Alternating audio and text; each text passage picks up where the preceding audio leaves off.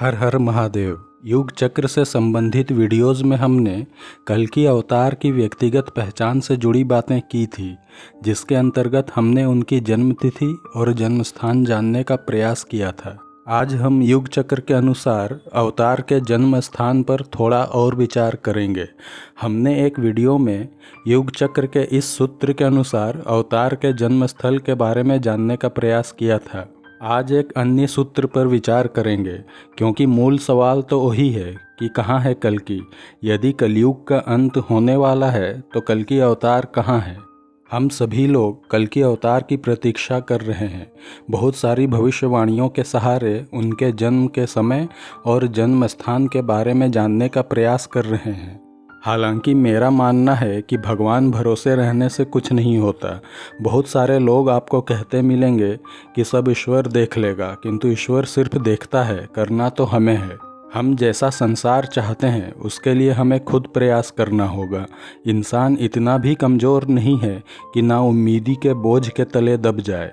भगवान और कुछ नहीं बल्कि उम्मीद का एक प्रतीक है। युग परिवर्तन के दौर में ईश्वर का नाम हमें साहस और उम्मीद देगा, किंतु कर्म हमें खुद ही करना है।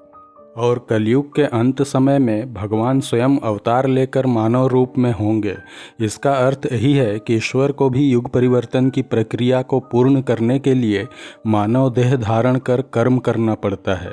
तो जरा विचार कीजिए कि हम मानवों के पास कर्म के रूप में कितनी बड़ी शक्ति है। किंतु आज की दुविधा यही है कि हम स्वयं कुछ करने की जगह सब कुछ ईश्वर के कंधे पर डालकर आराम से घर बैठे भविष्यवाणियाँ सुन रहे हैं। भविष्यवाणियाँ सुनने तक तो ठीक है, किंतु उन भविष्यवाणियों को ही सच मानकर चुपचाप बैठ जाना बहुत बड़ी गलती है। मिल गया कलयुग अंत का संकेत, इस मंदिर से मिला युग परिवर्तन का संकेत, प्रलय की शुरुआत हो गई जैसी भविष्यवाणियों को सही मानकर अपने कर्म से विमुख हो जाना उचित नहीं है। हम तो इंतजार करते रहेंगे कि इंदु के बाद बिंदु दिख गया, अब प्रलय आरंभ हो जाएगा, सब कुछ नष्ट हो जाएगा। क्यों बेकार में काम धंधा करके समय और ऊर्जा बर्बाद करें। मगर हुआ कुछ नहीं। सूरज का एक हिस्सा टूटकर हुआ अलग, हो गई प्रलय की शुरुआत, मगर हुआ कुछ नहीं। जगन्नाथ मंदिर से मिला बड़े प्राकृतिक आपदा का संकेत, सभी चमगादड़ एक ही रात में हुए गायब, मगर हुआ कुछ नहीं। भूकंप और सुनामी तो एक आध महीने के अंदर आते ही रहेंगे। दंगे, फसाद और आगजनी जैसी घटनाएं दुनिया में कहीं ना कहीं हर महीने 2 महीने में होते ही रहेंगे। और जगन्नाथ मंदिर के परिसर में चमगादड़ एक ही रात में गायब नहीं हुए, बल्कि पिछले 8-10 सालों से लगातार उनकी संख्या में कमी हो रही है। तो मेरे भाई बंधु लोग, काहे इन सब के चक्कर में पड़कर अपना समय बर्बाद करते हो। लोगों में कल्कि अवतार के प्रति जागरूकता फैलाने के लिए भविष्यवाणियाँ बताना ही एकमात्र रास्ता तो नहीं है। लोग यही सुनना चाहते हैं, यही जानना चाहते हैं। ज्ञान की बात बताओ तो लोग उस वीडियो को नहीं देखेंगे। जैसे ही कोई भविष्यवाणी वाला वीडियो दिखा तुरंत टूट पड़ेंगे। तो गलती हमारी ही है, जो कि लोगों को भविष्यवाणियाँ बताने के लिए प्रोत्साहित करती है। मैं भी उसी राह पर चल रहा हूँ। भविष्यवाणियाँ बताकर अगर अधिक लोगों तक पहुँचा जा सकता है तो बेकार में ज्ञान ध्यान की बातें क्यों करना। तो कल्कि अवतार का जन्म स्थान कहाँ है, कहाँ पर जन्म लेंगे या जन्म ले चुके हैं। भविष्य वक्ताओं में से कोई कहता है कि अवतार एक ग्रामीण इलाके में जन्म लेंगे, कोई कहता है कि वह हिमालय क्षेत्र से आएंगे, कोई कहता है वह ब्राह्मण होंगे, कोई कहता है कि वह गोरे होंगे, कोई कहता है वह सांवले होंगे, कोई कहता है वह बचपन से ही अपनी प्रतिभा के कारण दुनिया का ध्यान अपनी ओर खींच लेंगे, कोई कहता है वह युवा होने तक योग साधना में लीन रहेंगे। अवतार के बारे में लोगों की अलग अलग धारणा है, लेकिन इस एक बात पर सभी लोग सहमत हैं कि उनका जन्म भारत में ही होगा। फिर सवाल उठता है कि भारत में कहाँ, इतने बड़े भारत देश के अंदर किस स्थान पर उनका जन्म होगा।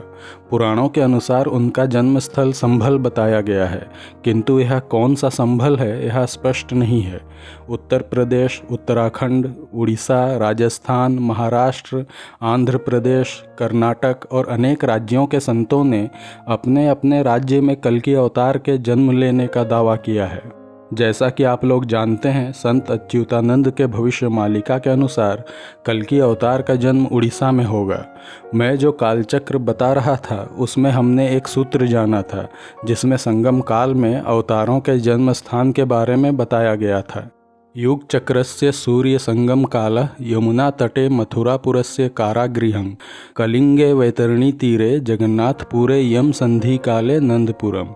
अर्थात युग चक्र में सूर्य संगम काल के दौरान अवतार का जन्म यमुना नदी के किनारे मथुरा के जेल में हुआ और यम संगम काल में जो अभी चल रहा है इसमें अवतार का जन्म कलिंग में वैतरणी नदी के किनारे जगन्नाथपुर के नंदपुर में हुआ।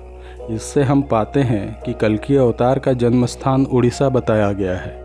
उड़ीसा में जगन्नाथपुर नामक जगह पर यह सटीक स्थान शायद नंदपुर हो।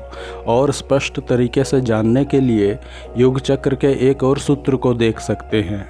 वरुणस्य छायायां सरयू सरिता तटे साकेतस्य प्रासादे जातः यम पादयोः यस्मिन् भूमि प्रथमं समुद्रात् विच्छिन्न भूत्वा प्रादुर्भूतः। अर्थात त्रेता युग के संगम काल वरुण संगम काल में सरयू नदी के किनारे साकेत के महल में अवतार का जन्म हुआ। साकेत यानी अयोध्या, यहाँ श्री राम की जन्मस्थली बताई गई है। फिर आगे कहा गया है कि यम संगम काल में जो अभी चल रहा है अवतार का जन्म उस भूमि पर हुआ जो सबसे पहले समुद्र से बाहर निकली। हम सभी जानते हैं कि आज से करोड़ों साल पहले एक समय पूरी धरती पानी से ढकी हुई थी। फिर जब पानी का स्तर कम हुआ, जमीन दिखाई पड़ने लगी। तो ऐसी जमीन जो सर्वप्रथम जल से अलग हुई, उस जगह कलयुग के अवतार का जन्म हुआ। जो भूमि सबसे पहले समुद्र से बाहर आई होगी वही सबसे पुरानी ज़मीन होगी जहां मानवों का निवास हुआ होगा। तो यम संगम काल में उसी पुरातन धरती पर कल्कि का जन्म हुआ या होगा। पूरी दुनिया में वो पुरातन भूमि और कहीं नहीं बल्कि भारत में ही है जो समुद्र से सबसे पहले बाहर आई।